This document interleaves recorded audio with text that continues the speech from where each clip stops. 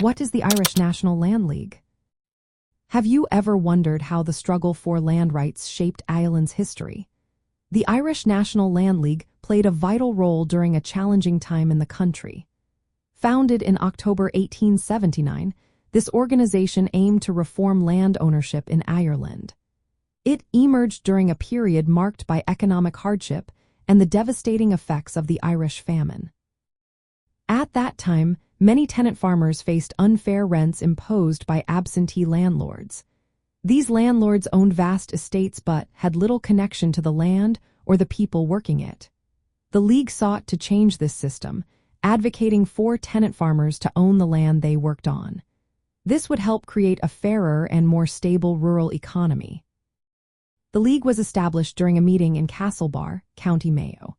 Key figures like Michael Davitt, Charles Stewart Parnell, Andrew Kettle, and Thomas Brennan were instrumental in its formation. Michael Davitt had a personal connection to the issue, as his family experienced eviction during the Great Famine. Charles Stewart Parnell, a significant political leader, became the League's president, linking land reform to the broader Irish nationalist movement. The League's mission focused on what became known as the 3 F's. These were fair rent, fixity of tenure, and free sale. Fair rent aimed to reduce the excessive rents charged by landlords. Fixity of tenure sought to secure tenants' rights, allowing them to remain on their land without fear of eviction. Free sale allowed tenants to sell their interest in their holding to another tenant, providing more flexibility and security. The movement gained momentum as conditions in rural Ireland worsened in the late 1870s. Poor harvests and falling agricultural prices led to increased evictions. The Land League organized tenant farmers to resist these evictions and demand reforms. They sought rent reductions and legal changes to protect tenants' rights. The League also had a strong international presence. Branches in the United States raised funds for famine relief and political support.